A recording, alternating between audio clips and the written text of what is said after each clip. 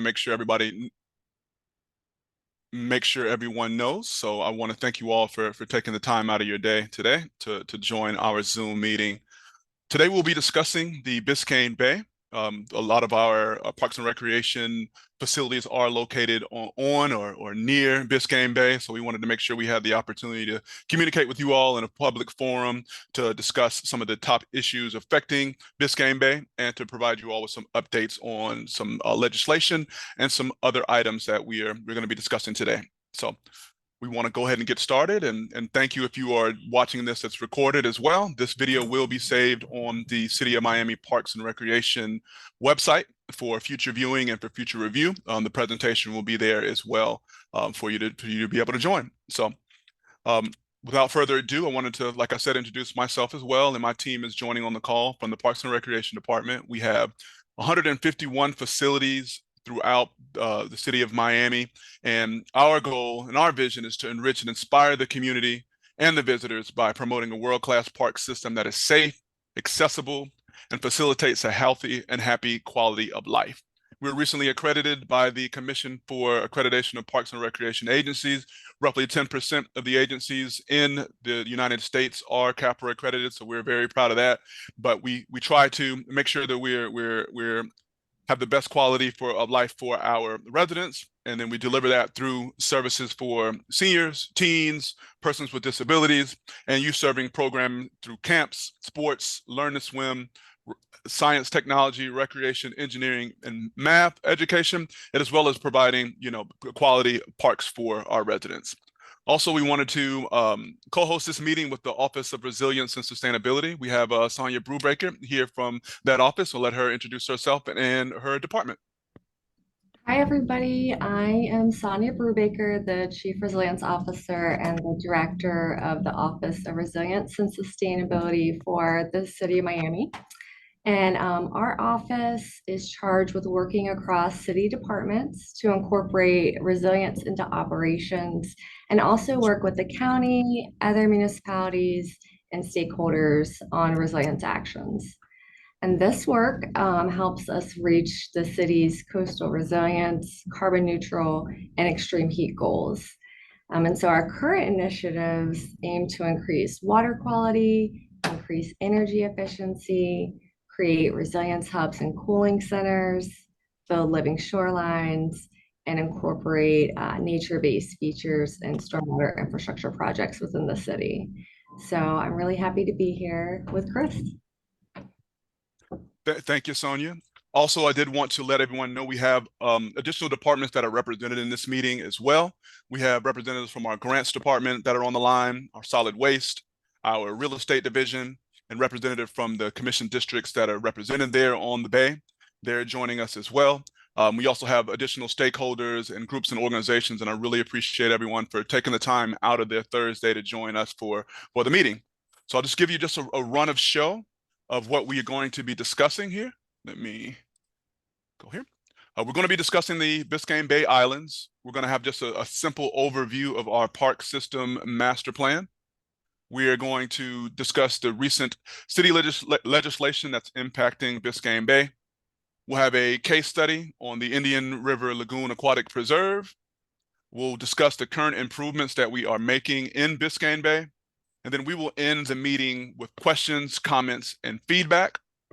You are welcome to put your comments in the chat, and we'll also be we'll have a feature there that Virginia will discuss when we get to that. That you'll be able to raise your hands, and we'll be able to have your questions, comments, and feedback.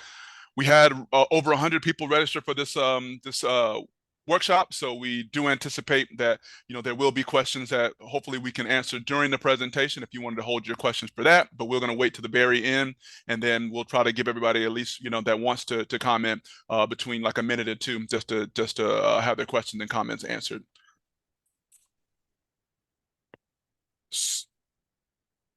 So we'll start with the overview of the Biscayne Bay Islands. Let me see if my slide is going to go to the next one here. Let's see. There we go. The City of Miami Parks and Recreation Department, we have 11 islands that are owned by the City of Miami and are managed by our department. There are 21 City of Miami parks that border Biscayne Bay, and overall we have 46 City of Miami parks with a waterfront edge. So more than ever, the folks are out on the bay, whether through recreation, through boating, through jet skiing or kayaking, and we appreciate everyone that's out there on the bay. But also there are always, key issues that impact the bay in the future of keeping it sustainable for our residents. So I'm going to toss it to Sonia. All right, so I think as you all know, you're here on the call, we've heard from concerned residents about debris being left behind on the city's spoil islands. And as Chris mentioned, these spoil islands serve as public amenities and they're used for docking, fishing, and gathering places.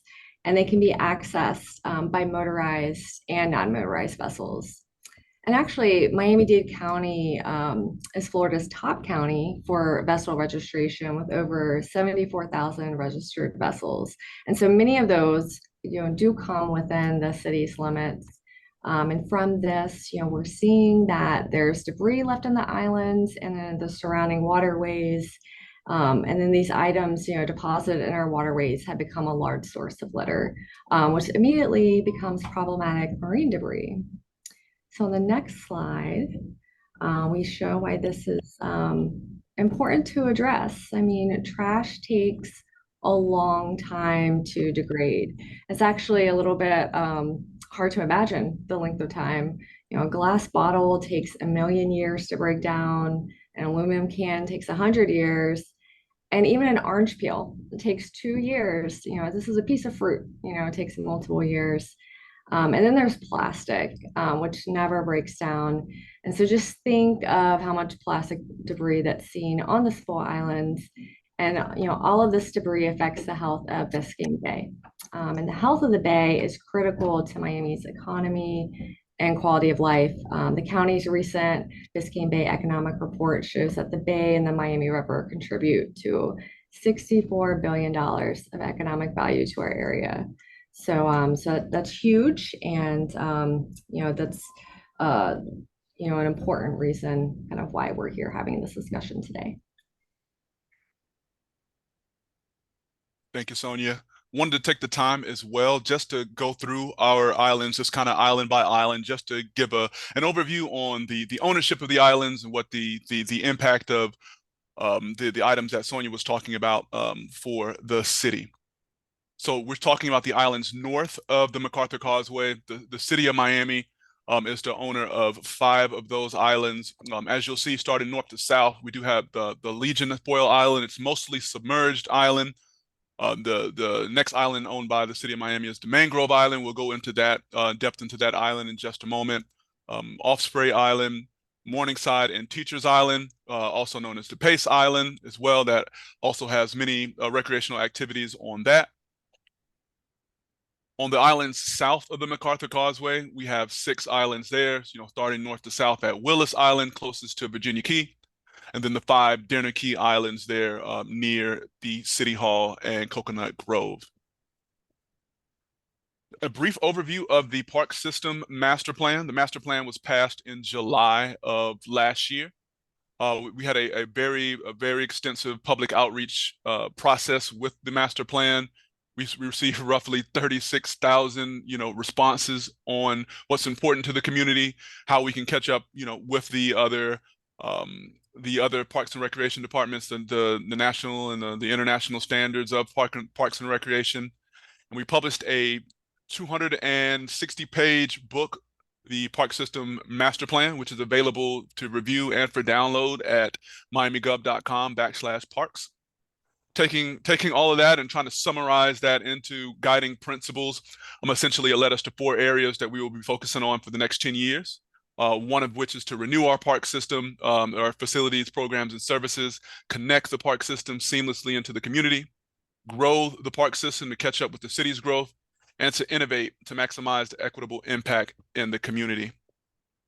What we'll be focusing on today, as it relates to the Biscayne Bay Islands, is the connect guiding principle, the grow, and the innovate. Essentially what we're going to be discussing today and some of our key strategies are involved with 4 of the strategies within the master plan. And I have the pages there if you wanted to review that. But it's to provide access to micro mobility devices at or near parks and natural areas, and to provide multimodal transit access to parks, recreation, and services. As you see just by the image here, stand-up paddleboarding, we are in a pilot program currently with a vendor called Paddle, who's providing stand-up paddleboard and kayak mobile access similar to Uber or any of those the items where you can rent something on an application and then go to the park location and use it for their amount of time. Everything is done seamlessly through the app. We have those stations set up at 5 of our City of Miami parks. The pilot program will be ending, I believe, next year, and then we will have a public bidding process to expand the services throughout the city. Other goals within the Connect piece that tie into some of the topics today is to enhance our awareness of our parks, recreation facilities, and natural areas, and to strengthen and expand partnerships to enhance and expand service delivery. In the grow and innovate guiding principles, increasing access to nature, increasing access to water, growing new programs based on community needs and trends. Our goal to also leverage funding for our parks and to position parks to address the complex challenges in the community, which is resilience. And one of the reasons that we wanted to have this workshop today. And through Let's Picture as well, we do have a strong boater community, as Sonia spoke on as well. We want to make sure that the Bay is a safe place, not only for, boaters, also for those who kayak, paddleboard, or those who swim in the Bay, or some of those that just want to be able to use the Bay as a natural resource for environmental education. There was recent legislation within the city of Miami that is impacting Biscayne Bay. We wanted to provide a couple of updates. I know this was a hot topic as well, so we wanted to make sure that we communicated what what some of our goals were. There was a resolution that was passed on November 16th to limit the human interaction on Mangrove Island. Just to summarize the resolution, it authorized the city manager through the Parks Department to execute the necessary applications with agencies of Miami-Dade County, the state of Florida, including the Fine Commission and the United States of America, to limit the impact of potentially harmful human activity around the nesting rookery on Mangrove Island. Just to show where Mangrove Island is on the map, that is it there circled. To give you a status update on where we are with the resolution, the Parks Department and our other city departments as well we've been meeting with the Florida Wildlife Commission. We've met with the Florida Inland Navigation District, the Florida Department of Environmental Protection, and our Miami Police Marine Patrol. The common theme with a lot of the agencies that we spoke with on limiting human interaction is that there are restrictions, state and local restrictions that are already in place that monitor boat usage and littering. So there is already, items in place. Signs were installed on the island in July of 2023. We worked with the Florida Wildlife Commission and our Parks Department. We installed signs on the island to inform of the nesting rookery and to limit the interaction and going on the island. Just for a state of fact on the island, it has not been designated as a critical wildlife area by the Florida Wildlife Commission. The city of Miami does not have the jurisdiction to create boating restrictions on Biscayne Bay or to identify an area as a critical wildlife area. That's within the jurisdiction of the Florida Wildlife Commission. I think the website is myfwc.com or .org. I apologize, but it's easily found, online. But they are the ones who create the jurisdiction on boating, and they have a very strict criteria that comes with, data collection and also input from the other agencies that are on the Bay, and also a public process to get those, to get any restrictions or modifications on site. Supporting the restriction of boating access in Biscayne Bay does go against some of the points there in our park system master plan. We're trying to increase access to nature and create access to islands and to the Bay. And, from a Parks Department perspective, creating or endorsing boating restrictions is not, the key, our key jurisdiction. And without, that goes further than what our department is responsible for. Our department is responsible for the islands as far as the cleanup and the trash, and we'll talk a little bit about that in the next directive. But we will continue to work with the regulatory agencies mentioned on this slide to monitor the rookery, and we'll get any of that information, and we will pass that along as we get that as well. I know there's members of the community that are on this call as well that are strong advocates for the rookery, and we do appreciate your advocacy.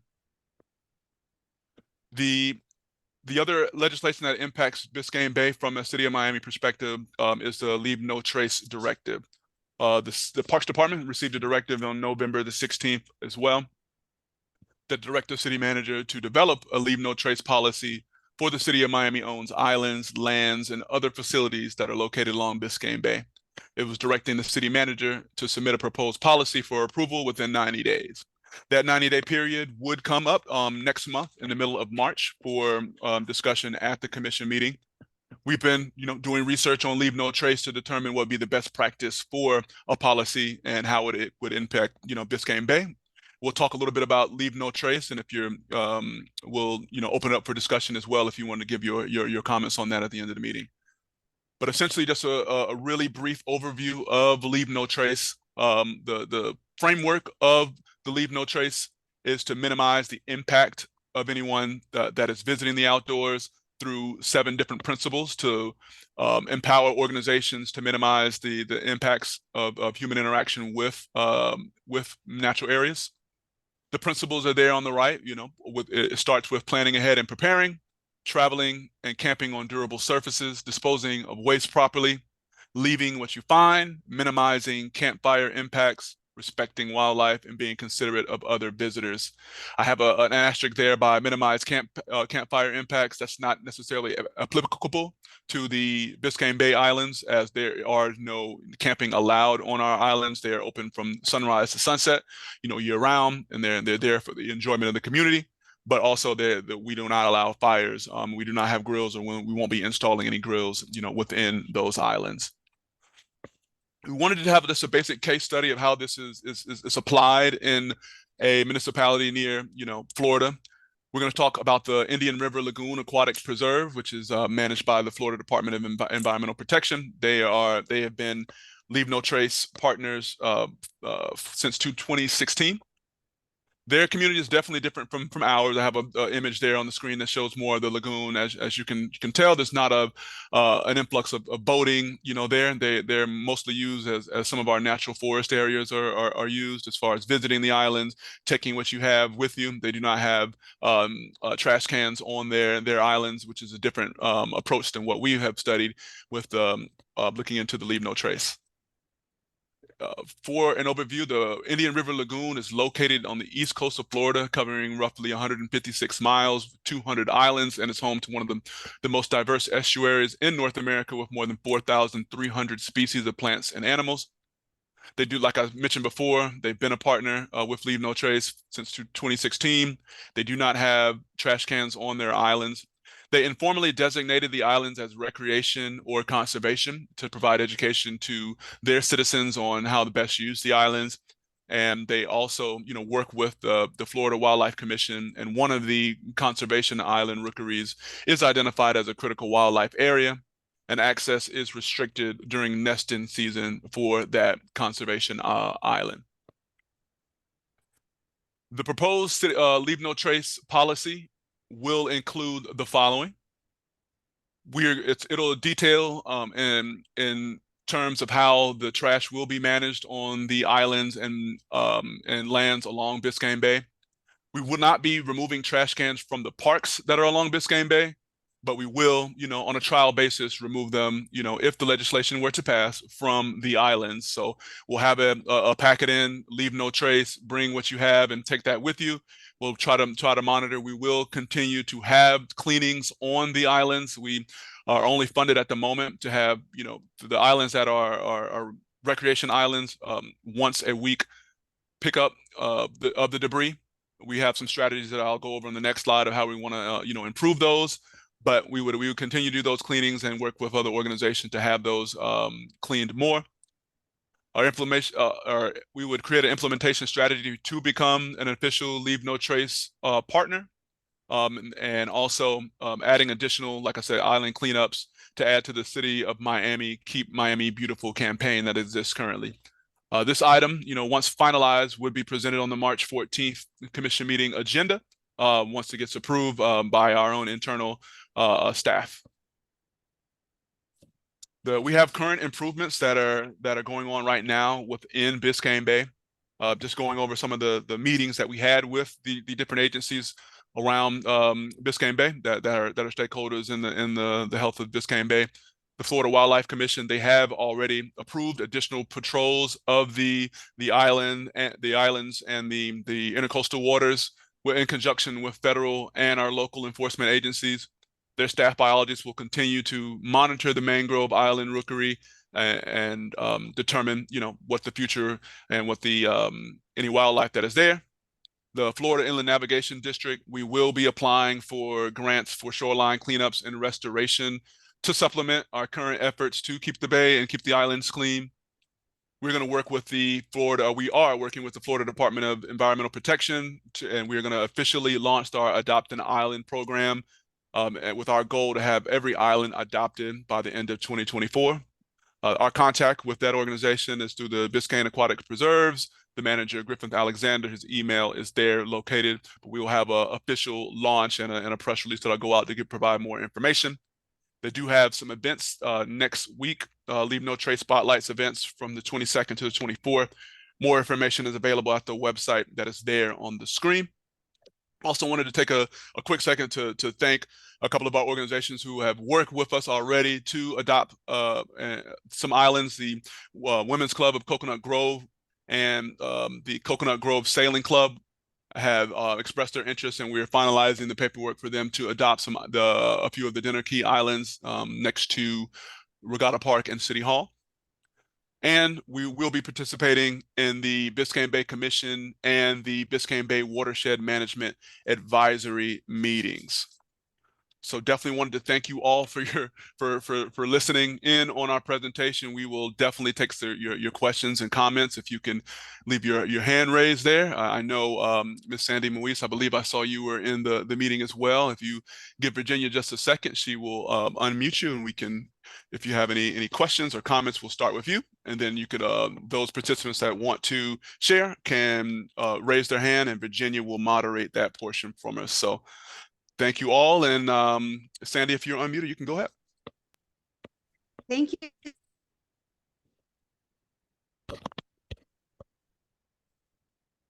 Uh-oh. I cannot hear Sandy. Can you hear Sandy, Virginia? No, she popped in and popped out. So let's see if she comes back. All right. If we wanted to take the next person in order, and if she comes back, we'll let her jump right back in. Okay.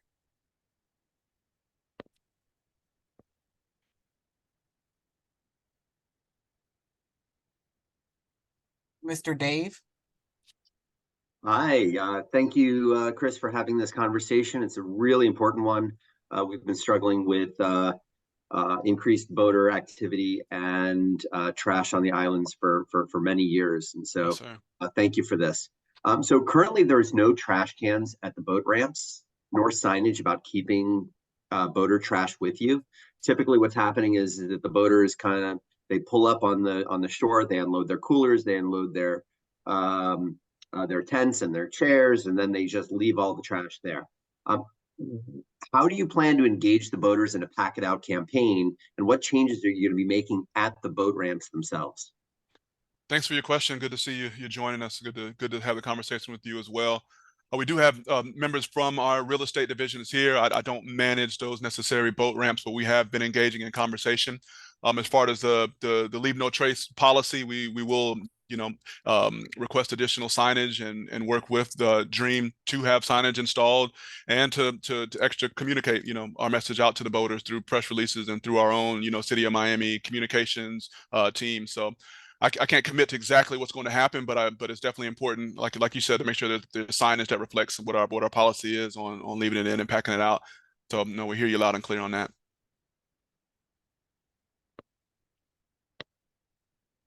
Miss Sandy, are you back? I'm back, and I sincerely apologize. I don't know where I got cut off, but I want to start with my overwhelming thanks to Chris, because this has been a lot of work in putting this together, and I sincerely appreciate his leadership on this and bringing together all of the right organizations. I'm very confident that we can make this happen. We can change the way we treat our Biscayne Bay and our islands, and I think I truly believe that that we can make this happen. I'm incredibly proud of all the organizations that are signed on today, the collaboration between all of the departments, between city, between county, between our nonprofits, our state agencies. So thank you, Chris, for making this happen. I won't take any more time. I know there's a lot of people here with questions. And again, I can't thank you enough for this. I'm very impressed with the meeting that you've put together today. Thank you, Sandy. I appreciate that. Next, we have Lauren. Hi, everyone. Thank you so much for having this meeting today. Appreciate the information, and I'm also agree with Sandy. I'm excited us all working together to make this happen. So thank you for also giving the map of all the spoil islands that the city of Miami owns. It was said previously, I just want to get clarification. It was said previously that you could anchor and fish on the spoil islands, but the city of Miami does have an ordinance. It's section 38-60 that says anchoring, mooring, or docking of boats on any city parks property shoreline other than an established ramp is prohibited. So I just wanted to get that clarification, because since the city, owns these spoil islands, wouldn't it be considered a city park shoreline? And if you could just highlight that, so my understanding, if I'm understanding correctly. Yes, you're understanding correctly. When I was mentioning in one of the slides, a lot of the challenges that all of the organizations, all the agencies have identified is just the resources out there to enforce some of these laws and that are already on the books. That is, we've been highlighting, we've had those discussions with those agencies as well, and we've stated some of the similar things, similar challenges that we've had on keeping folks from anchoring. We're engaging now, like offline, with some of our fellow city departments to acknowledge, we take pictures of the boats that are there. They have their numbers, and we're trying to hold them accountable for the codes to follow them. So no, you're accurate. There are some boat ramps and that we are trying to fix as a department, and working with our capital improvements division. I believe it's Spoil Island C and E. We're trying to come up with future plans to fund and finalize those projects. So there are areas that that boats would be able to anchor on, but definitely not on any of our natural resources. Okay, great. Thank you for clarifying. And just one final thing. Sure. I'm with Tropical Audubon Society, and we're going to actually be going out. Obviously, we're concerned with the rookery and the nesting that's out there. So we're going to be going out probably monthly as well and taking Awesome. surveys. So we'll be happy to share our data with you. Awesome. Please do. Thank you so much. Thank And you. thank you for your advocacy. Thank you. Next, we have Leonardo. Yes, good afternoon, everyone. Thank you for the presentation. Thank you, Chris, for walking us through that. I'm part of a team that's been helping the city of Miami with the Dinner Key hazard mitigation, specifically the Dinner Key breakwaters and resiliency improvements. And as part of those projects, I know it wasn't the main purpose of this meeting, but I think over in that project, we're conducting proposing some improvements to the islands to help make them more resilient to the threats of sea level rise. And certainly, I think for some of the other islands that we have that you mentioned that are north of the Dinner Key breakwater resiliency improvements, we want to make sure that as the city evaluates these islands, that we take into account sea level rise and other resiliency constraints, that we don't lose them to sea level rise in the future, and that we can help protect them. And with the Dinner Key breakwaters project, it'll give us a good case study as to how do we achieve that. So I just wanted to thank you for the presentation and just bring that topic up. Awesome. No, I hear you loud and clear. And I can say, in honesty, I'm not a specialist on resiliency efforts, but we're also, making sure we engage all the appropriate, city and local agencies on resilient strategies. I know that Sonia's wheelhouse on those. So we definitely love to work together and collaborate to make sure we're doing what's best for the residents and what's best for the Bay.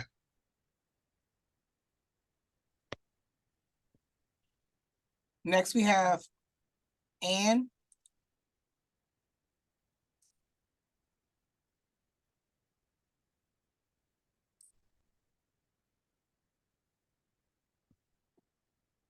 And I'm you're not sure there? is There that we go. referring to me, Anna? Yes. Oh, okay. Yeah. I am part of the Bayside Historic District Board, working on resiliency. I'm really glad that Lauren mentioned the issue about boats anchoring.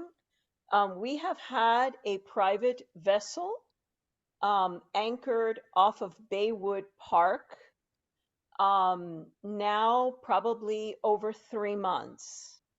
So it's in between, you know, I don't know the distance exactly, but it's very close to the park.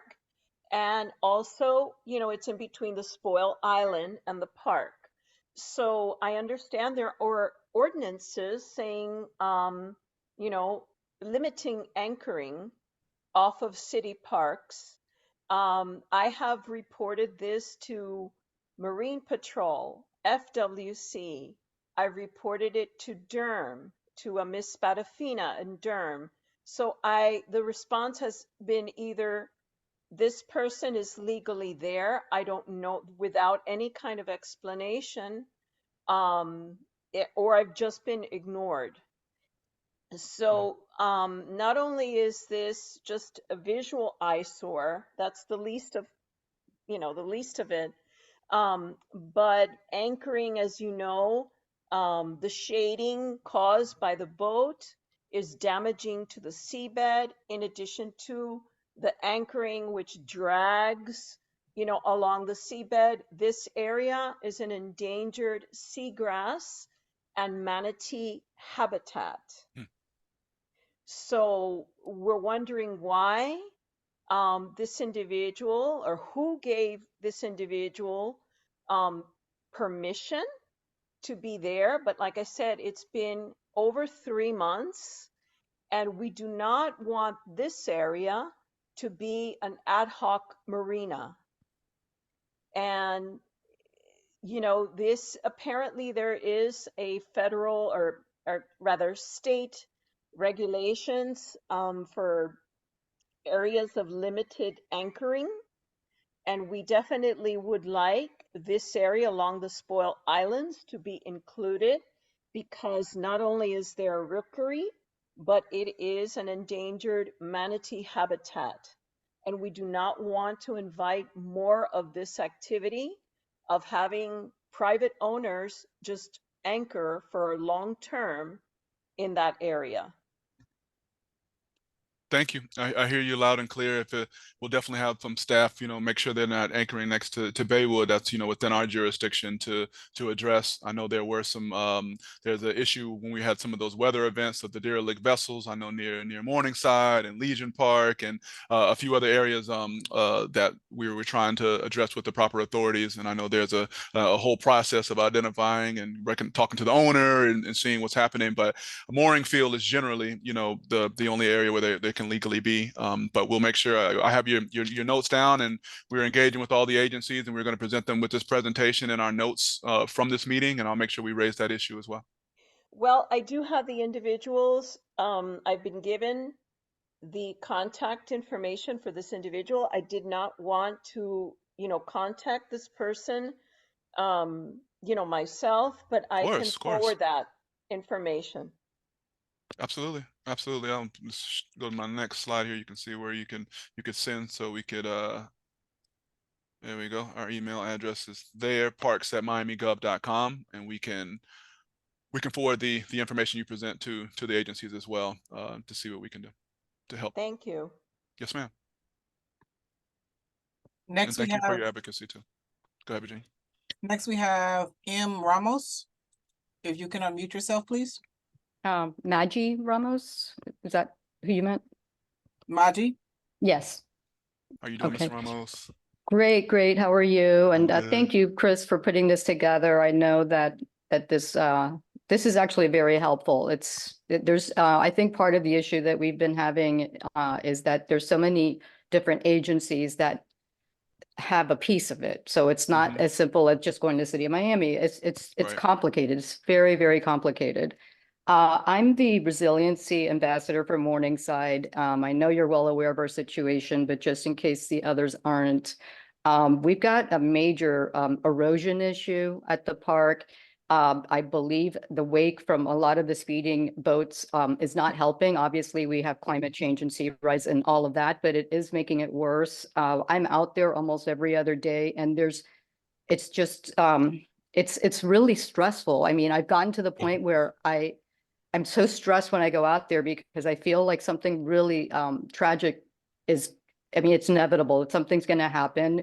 We've got the boat ramp, and then we've got the kayak concession stand, and people are going out. It's extremely dangerous. There's a lot of speeding with jet skis and speedboats. And a couple of weeks ago, I received a video of a kayaker that I'm sorry, it's a jet skier that was almost hit by a speedboat, and then they were going so fast, it was just frightening. I was out and saw a manatee almost getting hit by a jet ski, and this is not an uncommon occurrence. This is happening all the time. It's extremely dangerous, not only for the wildlife, but for humans. And we have the picnic island. We have a lot of people, as far as the pollution issues that we have, because we have a lot of pollution shoreline that's coming off of the islands. And part of the problem is people are picking up large groups and taking them over to these islands, and then just transporting them back and forth. But they're not, you know, they're leaving a trace. You know, they're like definitely leaving a trace, and it's ending up on our shoreline. And I was doing a cleanup just last weekend, and it was just it's always a mess. It's never enough. It's never clean, and it's always, you know, if we were to have it clean every single week, it would still be, there would still be needles, there would still be, you know, drug paraphernalia, there would still be fishing line with dead bird carcasses. That's another issue we're having. Going on to the rookery, and I'm gonna end there, but the rookery is a very big concern. It is nesting season right now, and we've seen people fishing. There's one particular boat that's always there, and they anchor right off of the mangrove island, and I guess they can get away with it because technically it's not a shoreline because it's a mangrove island. But you've seen the photos. We've had like 7 dead birds that are dying these horrific deaths because of these fishing lines. So we've got a lot of issues, and I don't, you know, plus the manatee zone. I mean, I'm not really sure what the answers are here. We're not anti-boat. I'm not anti-boat. I love boating myself. I'm not anti-fishing, but we need to have some, you know, there's a lot of issues here. There's a lot of safety issues that we need to address. And also the wildlife issues. Absolutely, definitely agree. You and me are the same when it comes to all those items. The only thing I would add is, you know, we try our best as a Parks Department to try to, you know, address some of the trash on the shoreline. But I know some with, you know, how we are set up as an agency, we don't have our you know, recreation aides and our, you know, general ground staff going into the rocks and going into the water. We definitely are looking to have, you know, additional resources for contractor services on the things, you know, we can control. And definitely we've been, like I said, we've been in contact with all of the enforcement agencies as well to kind of echo some of the sentiments you were bringing up. So I do want to thank you for your advocacy and keep bringing it up to the public.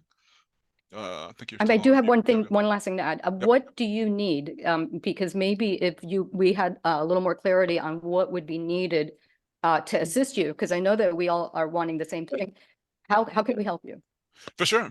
I mean, the budget days come announced. We're organizing internally as far as the Parks Department on what our priorities are, and you know, we're having this meeting now. Our priorities will definitely be increase contractual services for the island. So I mean, once we have those public budget meetings, if you want to come out, show your support for the Parks Department, and that you know how important it is to have, you know, resources dedicated to that. We don't have, I believe we were in conversation once about more people on the bay and park rangers and things of that nature. We are, you know, would need additional park rangers. We would need an additional boats. And so having residents advocate for the Parks Department having more ability to get on the water, that would definitely help. We'll make sure, you know, as it comes near to budget season, that we are communicating through all of our social media channels what our, you know, priorities are. And if you want to echo those sentiments with your elected officials, some of which are on the phone listening now, the staff, rather, not the elected officials, but the staff are listening, and they hear you loud and clear as well today. So that's really as far as what I would want, you know, that, and of course volunteer efforts. We're going to be more organized with the volunteer efforts and making sure we're highlighting all the great work that you all do. Blood, sweat, and tears are out there, obviously, from all of you all that are putting in the work alongside, you know, our agencies and our own park staff. So as far as that and next steps, that's really you know, what we're highlighting. Thank you. Yes, ma'am. Thank you. Thank you. Next, we have Sam Sam Van Leer, yes. Hello, thank you so much for getting this conversation started. It's been long overdue and it's so needful. So I'm the president and founder of Urban Paradise Guild. We've been working on the Bay and around the Bay fighting climate crisis since 2008. And I'm very familiar with the area and the factors. Before founding UPG, I removed, maybe 8 tons of marine debris, something like that. And it's endless. So, first of all, I love the idea of protecting the islands, but the objectives are really vague. I understand that this is early, but dispose of waste properly. Yeah, I think that's a given. Everybody should know that. It's defining what's proper and Absolutely. ensuring that people understand that they shouldn't be polluting. You can't assume that anymore. So therefore, we need to take it to a higher level. Respect for wildlife, too many people do not. And we have seen that again and again. I've seen birds dead hanging in fishing line, etc. And I've literally never seen an adult manatee that does not have propeller scars. Hmm. Not ever. Hmm. Hmm. And it's a heartbreaking reality that we all need to do better. Now, with regards to the island and the trash, removing once a week is utterly inadequate. It overflows. Once it overflows, then it blows. And once it blows, it's in the bay. And all it takes is a minor windstorm, and you've got another source of marine debris. And so, pack it in, pack it out really is the sensible expectation. No trash can, there's nowhere for people to leave their trash. And it tells them, yeah, you need to take it out, and appropriate signage, education on the spot. So people just remove their own damn trash. They brought it in, they get out. It's not a big deal. Now, one of my concern was brought up earlier in regards to the dredge islands off Dinner Key. And this applies to Mangrove Island and especially Bird Key. The realities of coastal erosion, both from human causes, that's boat wakes, that's artificial dredging that makes coastlines unnaturally vulnerable, and other factors, and of course, sea level rise. These islands are only going to get more and more stressed as sea level rise comes up. And there are limits to what we can do, but if we consider that Bird Key, the rookery there, abandoned ship, abandoned rookery, I believe that the erosion is a factor. I've seen it up close. So it's something that we need to be much more proactive about. And so UPG is monitoring the health of the islands on that level. And we've also started doing monitoring of the bird population from shore. And so we have a powerful telescope we use for that. So we are willing to adopt Mangrove Island and Bird Key. They both need a lot more help than they've been getting. So please do feel free to let us know if that's an option. Absolutely. I don't believe Bird Key is within, unless it's, I know there are multiple names for multiple islands. But not to slide that one. But the Biscayne Aquatic Preserves Manager, that's the information there, Mr. Griffin Alexander. We do review, all the organizations who would be interested to adopt an island. So we're going to have, like I said, a press release on that, and definitely thank you for your advocacy. And we agree, as far as resources to clean up the bay more, we definitely need those. I have 151 parks throughout our system, and we are stressed in with resources. So we do depend, heavily on the grants that we're going to be applying for, and for all the organizations like yours that have a vested interest in making sure that the bay remains resilient. Well, thank you. in addition, one final thing, a constant thread in the causes of damage is a lack of enforcement. And the lack of enforcement is always going to be a function of funding. So I think it's going to be essential for the city of Miami to commit to increasing the level of funding to ensure that the Bay has appropriate patrols by the city of Miami and coordinates with FWC and other agencies. Because what we have now, as soon as the police leave, it's right back to the same old, same old. So anyway, thank you so much for your time. Thank you, sir. Next, we have Lillian E. Hi, thank you guys for hosting this today. I really appreciate it. It feels good to know that you guys are listening to us and taking action. My name is Lillian Engelhard. I am the Community Engagement Associate at the International Seakeeper Society, and the main function of my job is hosting coastal cleanups. And I currently am hosting coastal volunteer-based cleanups at Morningside Park and at Margaret Pace Park. I go to each park once a month with a bunch of volunteers, Awesome. and we collect as much trash as we can. And we need more help. We go to each of those parks on a monthly basis and can still remove hundreds of pounds in just 2 hours. And sometimes that's hundreds of pounds of just tiny little stuff that barely weighs anything. So that kind of gives you an idea of just how much trash it is. And yeah, like it's been said, but all of that trash eventually will make its way directly into Biscayne Bay, as those parks are located right on the coast and we have so much wind and rain here. But most of that trash is just coming from people who are in the neighborhood or in the park itself and are just either they're littering, or there's trash being pulled out of trash cans. So I'm happy to hear that you guys are interested in investing more in contracting people for coastal cleanups, because I do feel like, we can only do so much. And I feel like sometimes our efforts are in vain when we go back on a monthly basis and it's the same situation every single time. So I'm very happy to hear that there's going to be more attention paid towards marine debris on the coast. And I also just wanted to say I'm a huge advocate for the Leave No Trace policy. Another function of my job, we take students out on vessels to do marine science education and coastal cleanups on the picnic islands in the bay. And I've visited Leave No Trace islands and islands with trash cans, and the difference is astronomical. I think that when there's trash cans there, it sort of makes people feel a little bit less responsible for their own debris. They have a sense of that other people will take care of it, will pick up after them. I think that trash is never being removed frequently enough, as the trash cans are often overflowing. There's trash on the ground all around them.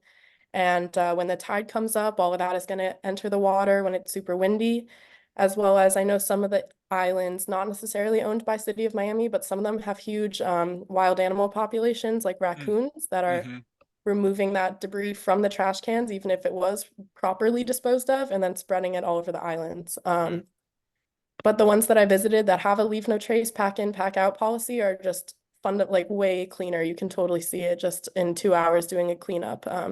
So I'm a huge advocate for that kind of policy. I think it could make a very big improvement in our bay. And yeah, I just want to say thank you guys, and however we can help, the International Seakeeper Society would love to get involved. Yeah.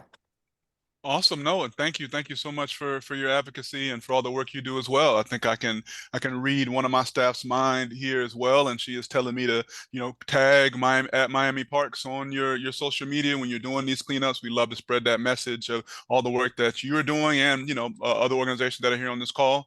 Feel free to tag us. We will definitely love to see that and love to spread the word as well. And once we get this policy together, we'll definitely have do some press related to that you can share. And then I meant to say it when Mr. Van Leer was speaking as well, but if we we are improving signage department wide, but if we enact this Leave No Trace policy, it will also give us a little bit more of the justification for increase enhanced signage that is more descriptive on some of the points that you both brought up as well. So that's another way that you all can voice your support for that once it comes to commission.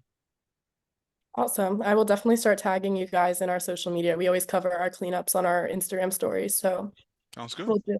Beautiful. Thank you. Thank you. Okay, we do have a few more people that have their hand raised. I do just want to also make a point of time. We have Miss Monica Tracy. Yes, hello, everyone. Thank you very much for sponsoring this forum. I look out at the bay for over 30 years, almost 40. And I just between the Venetian and the Julia Tuttle Causeway, and I've never seen any boat or jet ski ever stop for speeding. But I would prefer, and the jet skis seem to be designed for speeding. I mean, that seems to be their purpose in life. But what I was hoping is whatever resources the city or the county does have to enforce them around the rookery, because they're trying to survive, those birds, and if they didn't get the memo that we destroyed their environment. And my heart just breaks, to see that the way the boaters are, and that's all I have to say. Thank you. Thank you. Thank you. Thank you for your advocacy. We agree. Next we have Jacqueline. Then we're gonna give it another, 10 to 15. I know we're at 2 o'clock right now, and there's a couple more hands that are up. So go to 2:15, and we're taking notes. Our staff is here, and everything that you all are bringing up, we are definitely taking notes of, and we'll add to the record. All right. Hello, everyone. This is Jacqueline. I'm with Urban Paradise Guild. And so I just wanted to echo a few of the comments that's been said, specifically what Sam Van Leer mentioned. So we've been monitoring Biscayne Bay, specifically Mangrove Island. And I am happy to say that we are seeing breeding type of an environment, the way the birds are moving. We have close-up pictures of birds feeding babies. So there is a need for the respect of wildlife. And of course, we try to bring harmony to humans and wildlife together, which is really important. But I'm really happy we're having these conversations about leave no trace, because we have seen fishing hooks and dead birds, and it's a reality. And so, especially now that we're coming into the breeding season, it's important to take note of that, especially how this all connects together. And as far as our monitoring and our pictures and our bird populations, if there's ever a need for those records, we also have that available, and we would be happy to share records with you. Absolutely. Absolutely. Thank you for your advocacy as well. Have our email there. If you wanted to shoot those our way, we'll make sure we save them for the record. Thank you. Next we have Silvio. I apologize if I'm mispronouncing your name.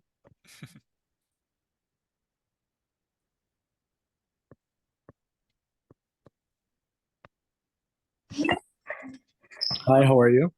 Hey there, Silvio. How you doing? To connect with you really quick, I had 3 comments. Thank you so much for putting this together. A big fan of the leave no trace policy. I have a lot of questions myself. Chris, I'd like to also just coordinate a time to sync up with you. I was there in your Florida Sunshine meeting, talking about the master plan for parks. Right. I'm on the Climate Resilience Committee, appointed on D1, and I'm coordinating with the chairwoman as well as D2 on a couple of different pilot projects. And 3 things. My first question is, how are you connecting and sharing data in and around parks?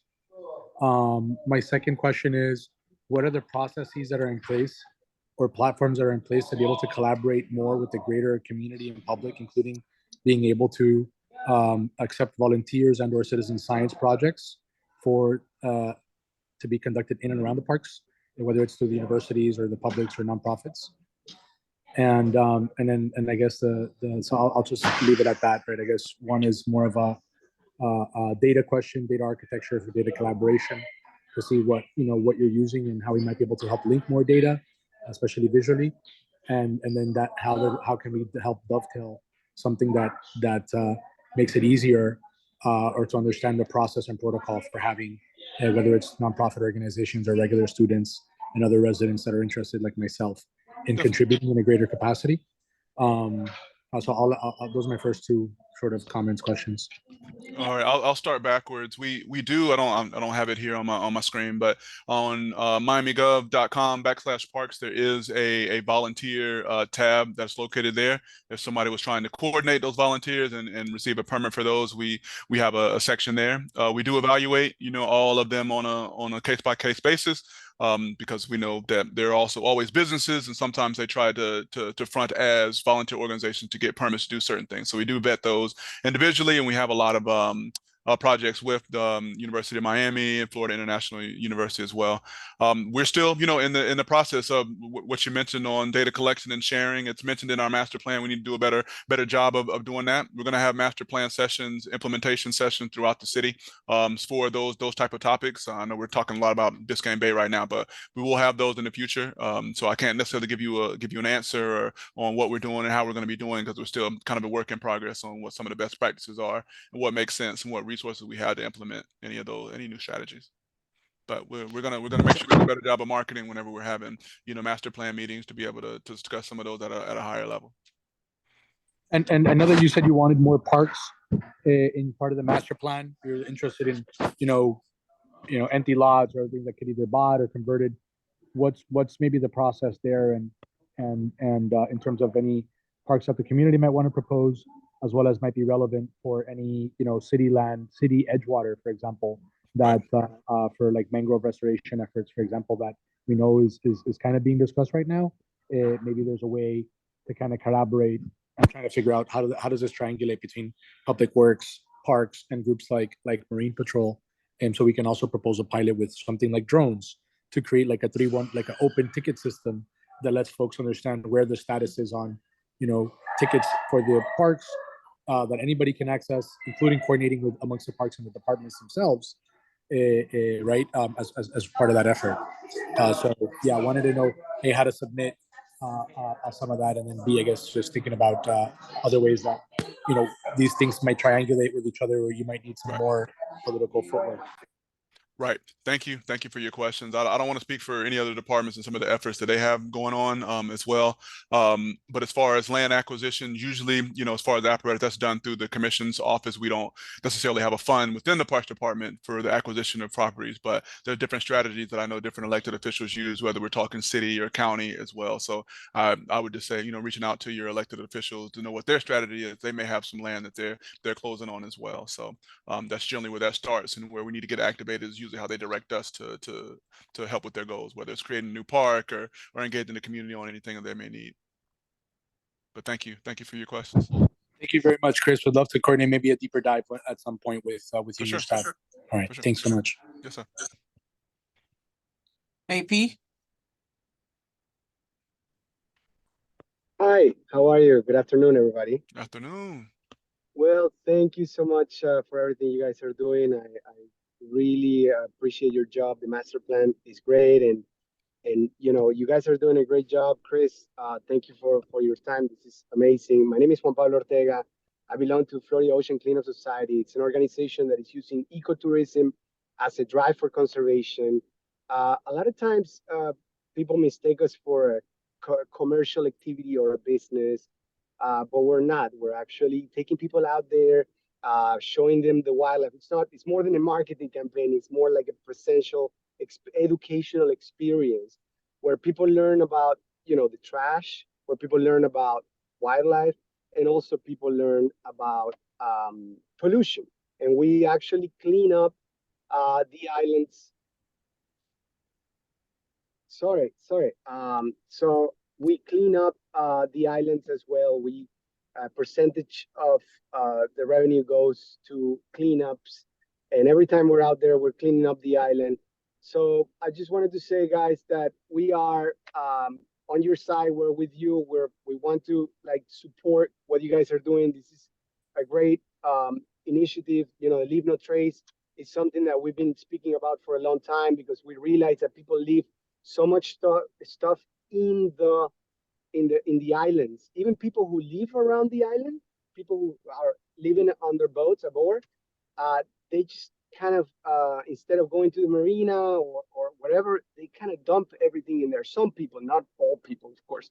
And the question that I have is that once a week, it's supposed to be clean up. I was wondering if it's done by Dinner Key Marina, by Parks and Recs, or by a third-party contractor, because we have seen, of course, that in one of the islands it hasn't been picked up once a week, and we actually want to help. We want to clean up the island. We have done this before.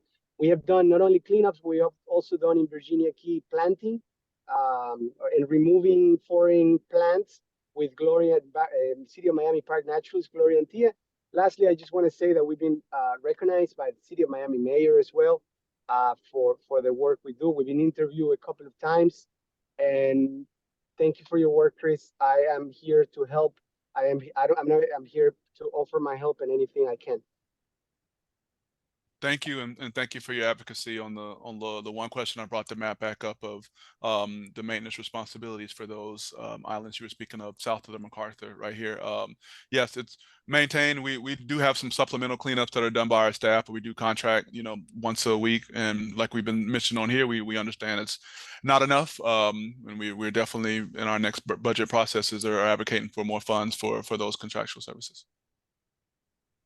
Yes, I'm sure. I'm gonna take a screenshot, but I'm sure that after these cans are removed and the signs are put in place, I'm sure there's gonna be a lot less trash. And thank you again for your work, Chris, and thanks everybody. You're welcome. Thank you for joining and participating. And we got a couple more. I know we're down to our last like 5 or 6 minutes here. Who's next, Virginia? We do have one question in the chat that it read, Durham has maintained several of the city islands for decades. Have you met with anyone from Durham on these issues? Yes. Okay. And I put the map there as well. Of some of the islands are maintained by Durham. Okay.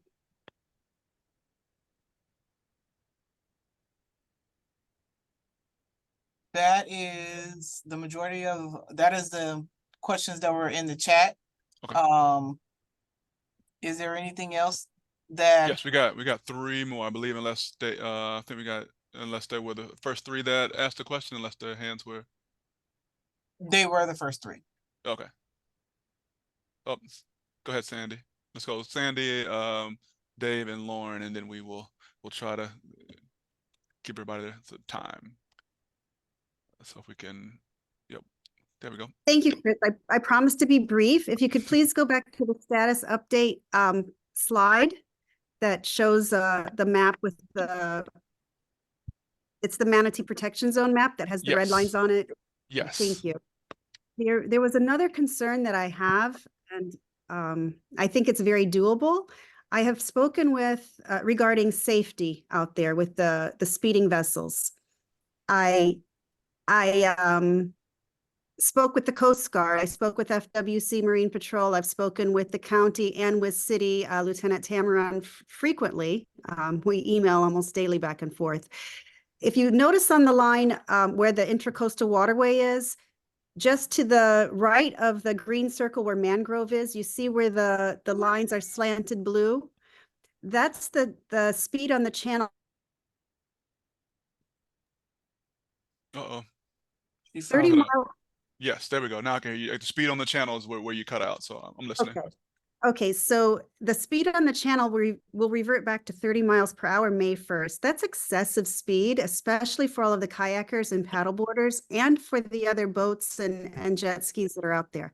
So I propose that we turn this into a year-round slow speed zone. I do have a little policy paper that I wrote on it.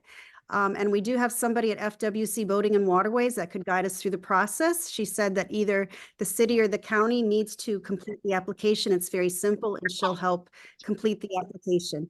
But right now the signage is very confusing for vessels, and it's extremely dangerous. It's very unsafe. So when we revert back to the 30 miles per hour, when it is that is the designated speed in that area, you have a lot of kayakers and paddleboarders trying to cross that channel to get to the picnic islands and enjoy the islands. So that's something that I think is really important. And I had a conversation this week. I was interviewed and somebody asked me, what is the most important aspect on the bay? Is it the rookery, the seagrass beds, the manatee protection zone, the speed? And I responded, that's impossible to answer. They're all equally important and they're all interconnected. They all impact each other. So for anyone who's watching and doesn't understand the map here, where we see the red lines, that's all manatee protection zone. That's all speed, slow speed designation all year round. The only thing that is not in that is in that channel from May 1st to November 14th. So we have had some good response on enforcement, but I can tell you as soon as the Marine Patrol boat is gone, the speeding resumes. And, or if they're tied up with giving a ticket to someone, there's no respect even for Marine Patrol. They just speed right by. So that's all I have to say. And thank you again for your leadership on this meeting today. It's been outstanding. Absolutely. You're welcome. And thank you for joining, and thank you for always advocating for the Bay. Lauren? Thank you. Thank you so much again. So I wanted to clarify something again. So this is perfect, this slide, because it does say the city of Miami does not have jurisdiction to create boating restriction areas in Biscayne Bay. And I know that Dinner Key, they have spoil islands there, and that was a city of Miami project where they established a non-motorized vessel zone, and that was actually grant funded by FIND. I understand there's a kayak launch there and it was a safety issue, but Morningside also has a kayak launch, and as Sandy and many people have expressed, there's a serious safety concern out there. So I think since, I know this because I used to be a consultant where I would apply for these zones. So the city does have the ability to apply for these things, especially since they own the island. For the non-motorized vessel, it could be for seagrass impacts too, and we know that seagrasses are being impacted there, so it would just be a small buffer, and that's not exactly restricting, it's just restricting access for motorized boats. So it's restricting around the island itself, but it's not restricting access to the intercoastal waterway or any of the waters around Morningside Park there. And also I wanted to say with the critical wildlife area, again, the city does have the ability to work with FWC to apply for those things. So I'm more than happy to offer my assistance to the city. I know other people on this call can as well. So I just wanted to clarify that because I don't think that's exactly accurate in that bullet point. But thanks again for having this meeting. Understood. All right. So Last Dave, last one. is Dave, yeah. Yeah, hi. Just because everybody got a chance to introduce what they're working on. I'm with volunteercleanup.org, and we run a website that connects people who are hosting cleanups with people who want to volunteer. And there's 6 to 10 cleanups happening all over Miami-Dade County every single weekend. So if City of Miami does choose to host cleanups, feel free to post them to volunteercleanup.org, and we'd be happy to help you recruit and manage your volunteers. We're basically Eventbrite for cleanups. I have a question and a comment. One, as I sit outside right now and I'm looking at Biscayne Bay, and I'm looking at the channel, which is supposed to be slow speed zone right now, I see boats speeding in the slow speed zone, and it's just constant. Probably about 30 to 40% of all of the vessels that I see traversing the channel are speeding. How is law enforcement responding to all this speeding? And we just have to enforce the rules that we have. And have you considered a park marine ranger program where you have park rangers on jet skis who can at least provide some visible semblance of enforcement? That's my question. And I'll let you go ahead and respond to that before I have a final comment that might help you out. Yes, we have contemplated, having rangers on the water if that's resources. We have, roughly 25 rangers to cover 151 parks. So we are strapped as it comes to resources, and like I mentioned before, when it comes to budget time and everybody being loud and vocal on the expectations of things their tax dollars should support, we definitely will welcome that. Like I said, I don't really want to speak as far as the enforcement agencies. The only update I can really give is when we had this conversation, it was more about increasing patrols and increasing resources on their end. They have increased, resources on the bay. And just know, like what Sonia said at the beginning of the presentation, we have the most registered, boats here in Miami-Dade County, and it's just become a remarkable challenge in a post 2020 world to monitor any at the level that it needs without additional resources. Yeah, it's my understanding that you only have 6 to 8 Marine Patrol resources. Is that accurate, or am I off on that? I'm sorry, I don't have those numbers on the police department, Marine Patrol. I know they were on the call in the beginning. I don't know if they're still here, but if they were, they can raise their hand if they wanted to ask. But I don't believe that they were able to join. And then my comment. I sit on the City of Miami Beach's Marine and Waterfront Protection Authority, and we have a unique charter where we actually are in the middle of the business tax receipt process. So when somebody applies for a BTR for a commercial activity on the water, they have to come in front of our committee to review any and all commercial uses in Biscayne Bay before giving a BTR. And this allows the board to inquire about the business, to ask questions about where they're taking their customers and their usage, and that has including things like noise, and that has allowed us to set expectations along with the rules and requirements and vetting of these businesses before they get a BTR process. I'll drop you a summary of the process, but this is something that I think would definitely benefit the City of Miami to implement as part of this process of approving charter vessels, because a lot of the vessels that are leaving out of City of Miami territory are high-speed jet boats. They are jet ski operations. It really seems like it's the Wild West out on the City of Miami side. And we have really very good control of who's approved to operate on the water from City of Miami Beach. And so it's something you should seriously consider to just kind of wrangle in some of this, what I perceive as chaos. I hear you loud and clear. Loud and clear. Welcome to shoot me that intel, but forward it to the appropriate department and see if there's any things that we're doing currently or what the future plans are. Sweet. Thank you, and thank you everyone for joining and for participating. This really means a lot. That we've had, I think at the peak we had about 75 people that were here participating, listening in, and making themselves loud and clear on what their expectation is from the city and from the Parks Department. And so, on behalf of Sonia, on behalf of the Office of Resiliency and the Parks Department, we want to thank you for your participation. This will be uploaded to the City of Miami Parks website. We'll have the information here for you to review and for the download and for you to comment on. And then the next steps, like we said, if you want to advocate for us during the budget process, or when we have the process for the Leave No Trace, that'll be on the city. It's scheduled to be on the agenda for the March 14th meeting, and maybe be pushed to the next meeting, but we'll know a little bit more about that when we get into March and the agenda is released. So thank you all for participating, and have a great day.